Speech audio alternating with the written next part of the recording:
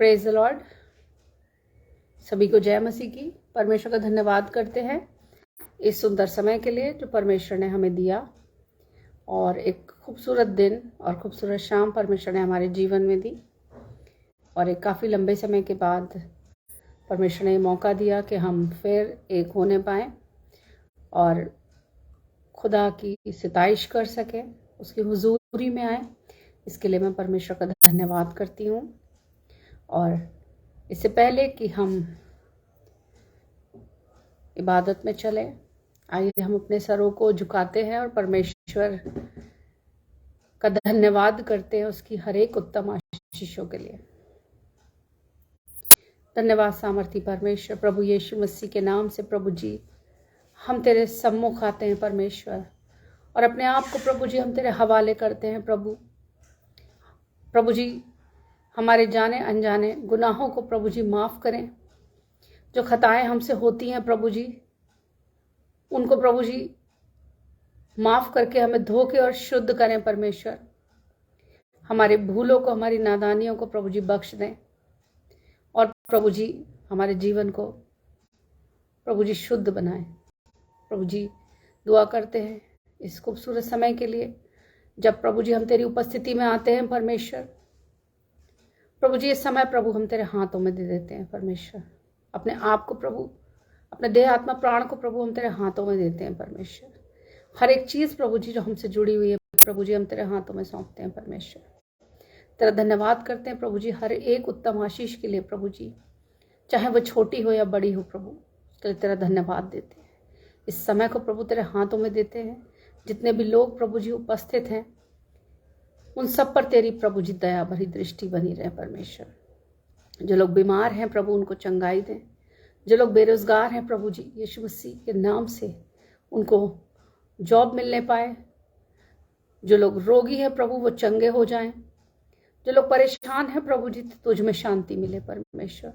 जो भटक रहे हैं प्रभु जी तू उनके लिए सीधे मार्ग को तैयार कर प्रभु परमेश्वर। हर एक जन के लिए दुआ करते हैं, अपने देश के लिए दुआ करते हैं परमेश्वर। हमारे देश की रक्षा करें और सुरक्षा करें परमेश्वर।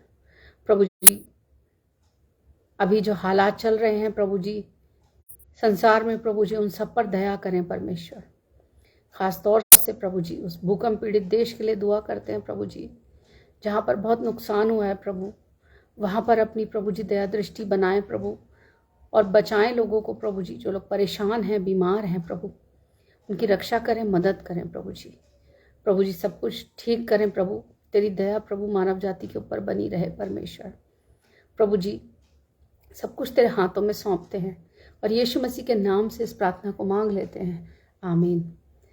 परमेश्वर का धन्यवाद करती हूँ मैं इस सुंदर समय के लिए, और ये परमेश्वर की बहुत बड़ी बरकत है जो मैं और आप आज बैठे हुए हैं। ऐसे बहुत सारे लोग हैं जो इस संसार में इस समय इस पृथ्वी पर नहीं हैं, और हम सभी जानते हैं कि पिछले बीते समय कितना भयंकर भूकंप हमारे पड़ोसी देशों में आया, और तरह तरह की भविष्यवाणियां भी हैं जो कि परमेश्वर की ओर से हैं कि अंत के समय में ऐसे समय आएंगे। और हम लोग लगातार प्रार्थना कर रहे थे और बहुत डर भी लग रहा था, सुन सुन करके बड़ी दहशत भी हो रही थी। लेकिन परमेश्वर का धन्यवाद हो कि हम सब सुरक्षित हैं, हमारा देश सुरक्षित है। और जहाँ पर यह घटना हुई है वहाँ पर बहुत दुख है कि बहुत सारे लोगों ने अपनी जान को गंवा दिया, बहुत सारे लोग बेघर हो गए। और क्योंकि ये परमेश्वर की इच्छा है, इसमें मैं और आप कुछ नहीं कर सकते, लेकिन हम उन लोगों के लिए प्रार्थनाएं कर सकते हैं कि प्रभु अपनी दया उन पर बना के रखे, और जो नुकसान वहाँ पर हुआ है परमेश्वर उसकी भरपाई करे।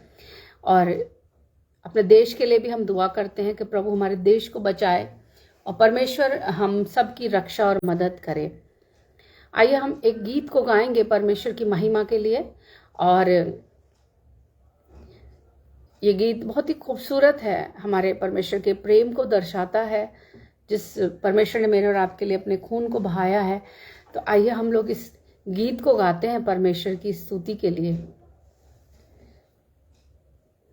क्रूसी के पास जहाँ खून बहा, दब के गुनाहों से मैं गया, खून से वहाँ ये दिल साफ हुआ, उसकी हो तारीफ,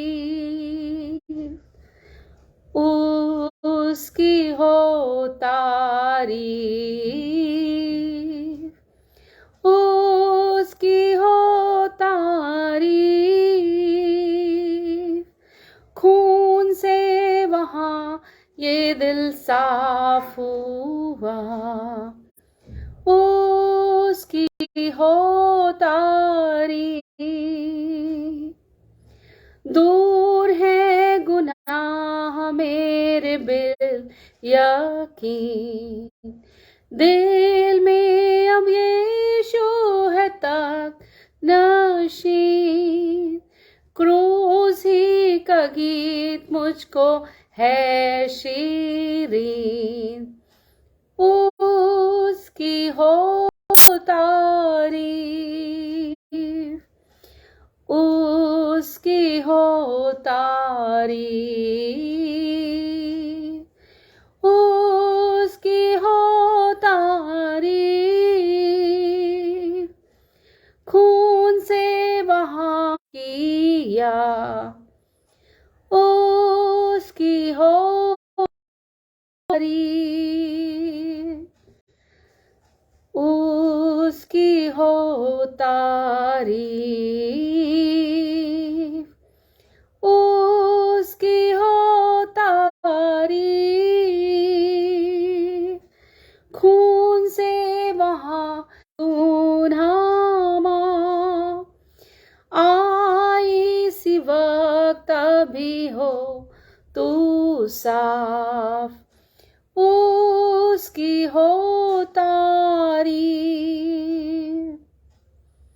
उसकी हो तारीफ, उसकी हो तारीफ, खून से वहाँ ये दिल साफ हुआ, उसकी हो तारीफ। परमेश्वर का धन्यवाद करती हूँ मैं इस अच्छे और खूबसूरत गीत के लिए, और मैं परमेश्वर का धन्यवाद करती हूँ कि परमेश्वर ने हमें इस लायक बनाया कि हम उसकी पवित्र हुजूरी में आने पाएं। आइए हम लोग एक प्रार्थना करते हैं, फिर उसके बाद हम लोग वचन में चलेंगे। धन्यवाद सामर्थी परमेश्वर, प्रभु जी तेरी दया है परमेश्वर, जो हम इस समय प्रभु जी तेरी उपस्थिति में है परमेश्वर। दुआ करते हैं परमेश्वर, ऐसे बहुत सारे लोग हैं परमेश्वर जो तेरे वचन को प्रभु जी भूल गए हैं। होने दे परमेश्वर कि तेरा वचन प्रभु जी उनके घरों में, उनके दिलों में बसने पाए पिता परमेश्वर, उनके खानदानों में बसने पाए। ऐसे लोग पिता परमेश्वर जो तेरे वचन को सुनते तो हैं परमेश्वर, लेकिन चलते नहीं हैं, उनके लिए प्रार्थना करते हैं परमेश्वर तेरा पाक कलाम प्रभु उनके जीवन में काम करे, उनके परिवारों में काम करे, उनके बच्चों में काम करे। प्रभु जी हर एक की जान प्रभु जी तेरे लिए कीमती है परमेश्वर। हर एक जन को प्रभु तेरा प्रचार सुनने को मिले और विश्वास करें प्रभु जी। ये वचन का बीज प्रभु जी जब बोया जाता है परमेश्वर, ये हमारा प्रभु जी इसमें कोई काम नहीं है प्रभु, सारा काम तेरा है परमेश्वर। प्रभु जी तू बोलने वाला तू है पिता परमेश्वर, बोने वाला तू है पिता परमेश्वर, बदलने वाला तू है परमेश्वर। हम मिट्टी है परमेश्वर, हम किसी लायक नहीं है प्रभु जी कि हम प्रभु अपनी तरफ से कुछ कर पाएं प्रभु। वहाँ लोगों के जीवनों में काम करें प्रभु, लोग बचाए जाएं प्रभु तेरी सेवा के लिए प्रभु जी। परमेश्वर दुआ करते हैं नेटवर्क प्रॉब्लम प्रभु जी ना होने पाए और बोलने वाला पवित्र आत्मा हो। अपने आप को तेरे हाथों में सौंपते हैं परमेश्वर। हम इस योग्य नहीं हैं पिता परमेश्वर कि हम खड़े होकर के प्रभु जी कुछ कर पाएं, लेकिन तेरी दया और तेरी करुणा है परमेश्वर कि तू हमें इस्तेमाल करता है परमेश्वर अपनी महिमा के लिए। यीशु मसीह सब कुछ तेरे हाथों में सौंपते हैं, वचन को तेरे हाथों में देते हैं परमेश्वर। प्रभु अगुवाई करे, अपना कब्र परमेश्वर यीशु मसीह के नाम से मांगते हैं, आमीन। परमेश्वर का धन्यवाद करती हूँ कि परमेश्वर ने वचन दिया और होने दिया परमेश्वर ने कि हम एक बार फिर परमेश्वर की उपस्थिति में आए। और आज हर एक व्यक्ति जागरूक हो, चिताया जाए और परमेश्वर की ओर फिरे, क्योंकि परमेश्वर ने सारी चीजें तय कर रखी हैं। मेरे और आपके जीवन में हर एक समय, हर एक चीज परमेश्वर ने निर्धारित कर रखा है और जिसे कोई टाल नहीं सकता, जिसे कोई बदल नहीं सकता, जिस चीज में कोई हेरा फेरी नहीं की जा सकती। वो दिन है संगतियों के द्वारा कि हमें किस प्रकार से अपने आप को परमेश्वर के योग्य बनाना है, किस प्रकार से हमें अपने जीवन की तैयारी को करना है। और एक वो दिन जो कभी नहीं बदल सकता, उस दिन के बारे में बचपन से मैं और आप सुनते हुए आए हैं कि एक समय आएगा कि जब यीशु मसीह आएगा। ये बात, और जो न्याय का दिन है उसे कोई टाल नहीं सकता, उसे कोई बदल नहीं सकता, उसमें कोई हेर फेर नहीं किया जा सकता। और यदि मैं और आप प्रचार करें और मैं और आप जब तक हम इन बातों के विषय में ना बताएं, मेरा और आपका प्रचार अधूरा है। जब तक हम किसी को न्याय के विषय में नहीं बताते, जब तक मैं और आप परमेश्वर के बारे में, उस जीवन के बारे में के द्वारा चंगाइयों को पकड़ें और मैं और आप प्रार्थनाएं करें कि प्रभु ऐसा हो जाए और वैसा हो जाए। जब मैं और आप देखते हैं कि बाइबल में एक एक चीज लिखी हुई पूरी हो रही है और मेरा और आपका जीवन अभी भी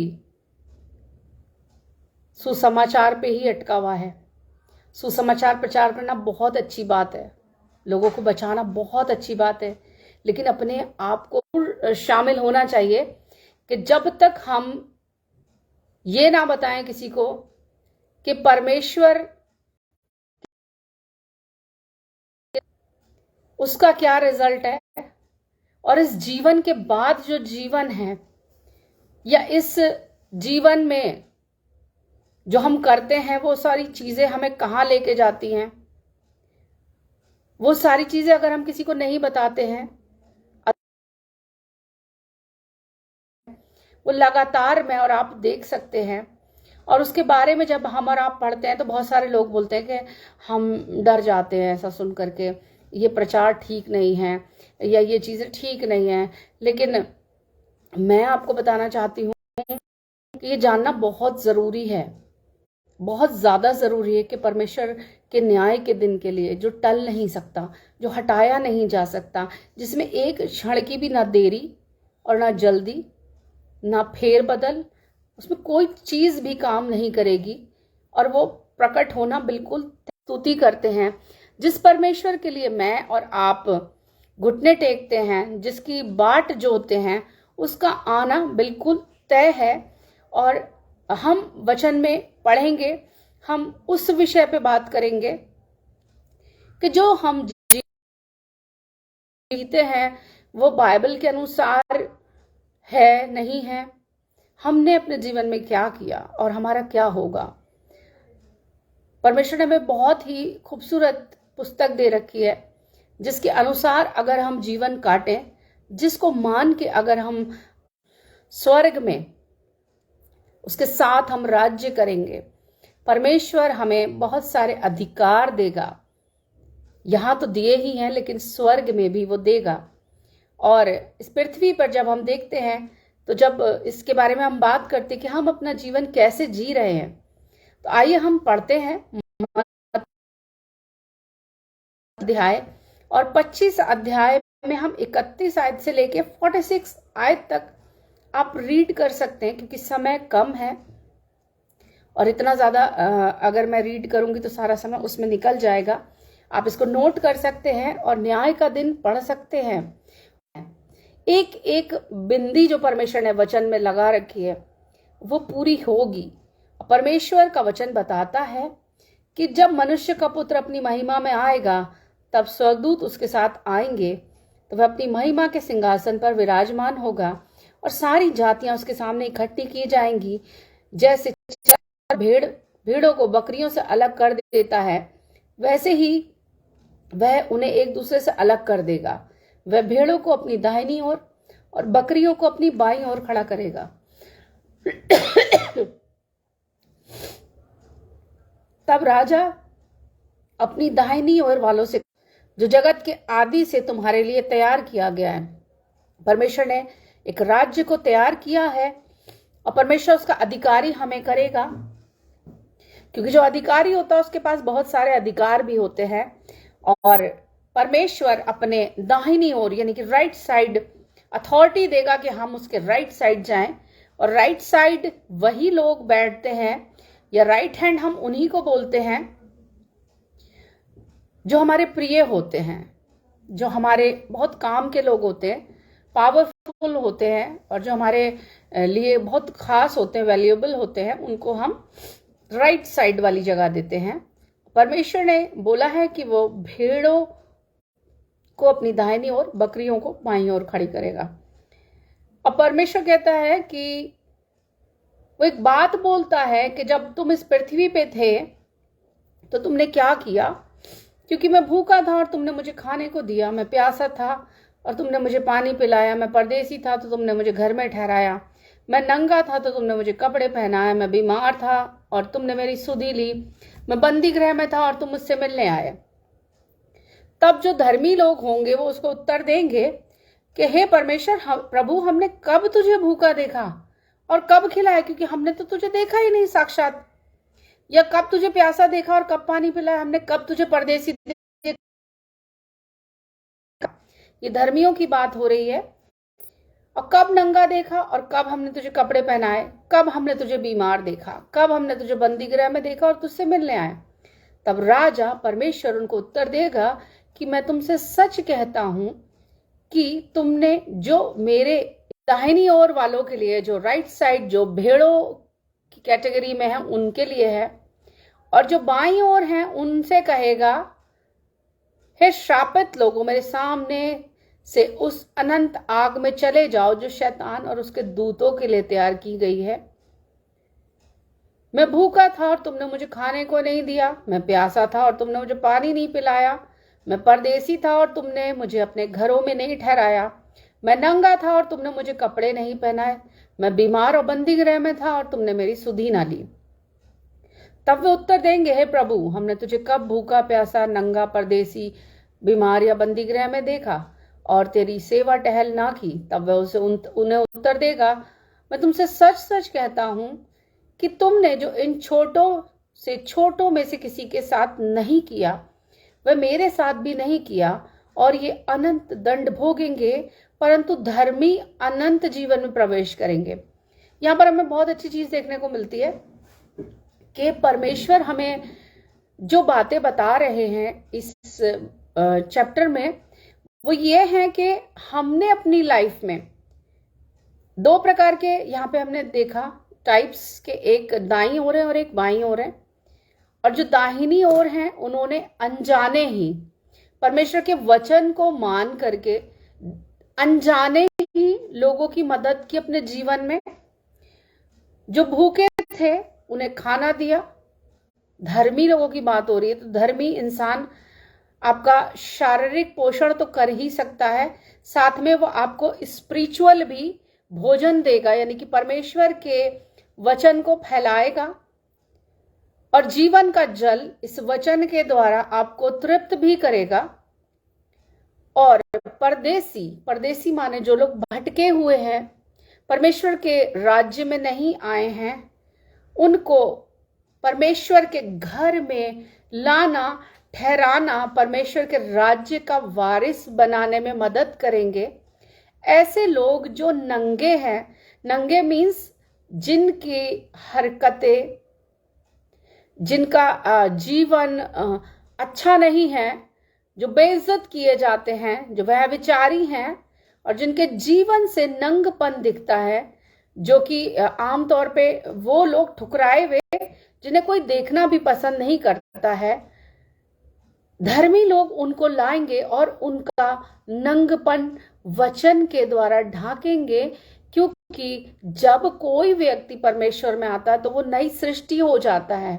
और इस वचन के द्वारा उनका नंगापन, क्योंकि परमेश्वर शर्मिंदगी का परमेश्वर नहीं है, परमेश्वर मेरे और आपके नंगेपन को, यानी कि मेरे और आपके अपराधों को, मेरी और आपकी पुरानी आइडेंटिटी को दूर करता है।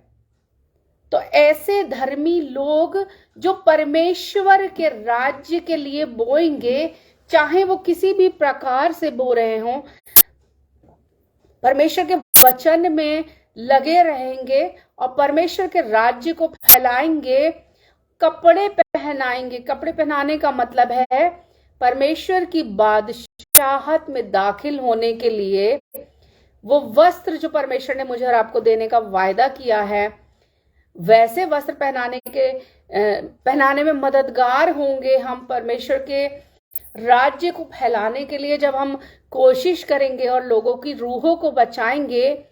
बंदी गृह में बीमार का मतलब एक कोई बीमारी नहीं है, बीमार का मतलब है मानसिक, शारीरिक, स्पिरिचुअली जो लोग ग्रो नहीं किए हैं किसी भी प्रकार से, शारीरिक उसमें बीमारी भी हो सकती है, मानसिक विकृति भी हो सकती है, और स्पिरिचुअली भी बीमारी होती है, जो कि लोग परमेश्वर को जानते हैं और परमेश्वर को छोड़ देते हैं, बैक हो जाते हैं, परमेश्वर से दूर रहते हैं। परमेश्वर को जानते तो हैं लेकिन परमेश्वर को मानते नहीं हैं, उसके वचनों पे चलते नहीं हैं, वो भी बीमारों की श्रेणी में आते हैं। या फिर बंदी गृह, किसी बंधन में जकड़ा हुआ व्यक्ति सांसारिक रूप से किसी बंधन में है और वो उस काल कोठरी में या अपने बंदी गृह में बंद है, उस पाप में बंद है। तो परमेश्वर के जो धर्मी जन हैं वो अपने जीवन की अवस्था में जो परमेश्वर ने उन्हें जीवन दिया है वो ये काम करते हैं। वो उनका शारीरिक रूप से तो ध्यान रखते ही हैं, लेकिन उन्हें आत्मिक रूप से भी बचाने के लिए कोशिश करते हैं और उन्हें उन बंधनों से आजाद करते हैं, उनके उस नंगेपन से उनको छुटकारा दिलाते हैं, उनकी उस प्यास को जो जीवन का जल है वो उससे उसे तृप्त कराते हैं, उस भोजन को तृप्त कराते हैं जो वचन रूपी भोजन है। क्योंकि परमेश्वर का वचन कहता है कि जब तुम परमेश्वर को जानते हो, मानते हो, परमेश्वर में लगे रहते हो तो जीवन के जल की नदियां तुम में से निकल पड़ती हैं। तो ये वही लोगों की बात हो रही है जो दाहिनी ओर परमेश्वर के आए हैं और परमेश्वर ने उनको एक अधिकार दिया है, अधिकारी बनाया है, एक पोस्ट दी है, परमेश्वर ने एक अच्छे पद पे पहुंचाया है। क्योंकि परमेश्वर राजाओं का राजा और प्रभुओं का प्रभु है, तो परमेश्वर ने उनको भी एक ऊंची पोस्ट पे दिया है प्रभुता करने के लिए।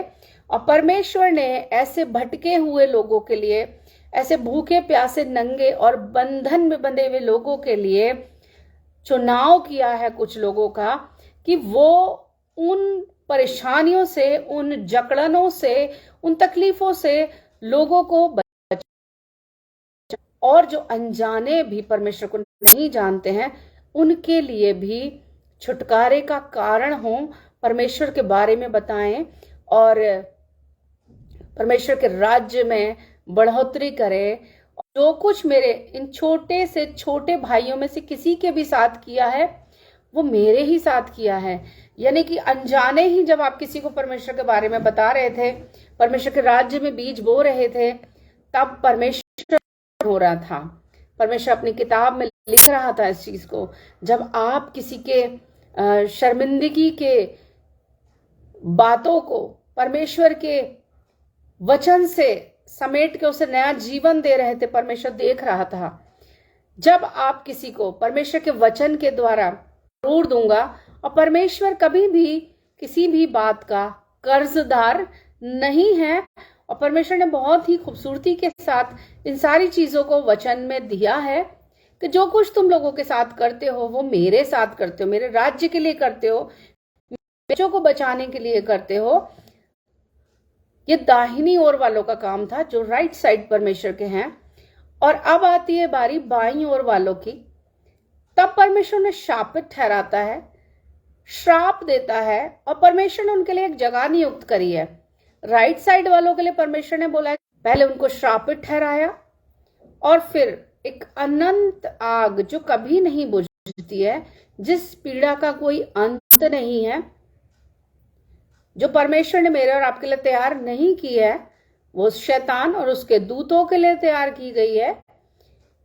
तब परमेश्वर कहता है कि मैं भूखा था, तुमने मुझे खाने को नहीं दिया, मैं प्यासा था, तुमने मुझे पानी नहीं पिलाया, परदेसी था, मैं नंगा था और तुमने मुझे कपड़े नहीं पहनाए, मैं बीमार और बंदी गृह में था और तुमने मेरी सुधि नहीं ली। और वे उत्तर देंगे कि हे प्रभु, हमने कब तुझे भूखा प्यासा, परदेसी, नंगा या बीमार या बंदी गृह में देखा और तेरी सेवा टहल नहीं की।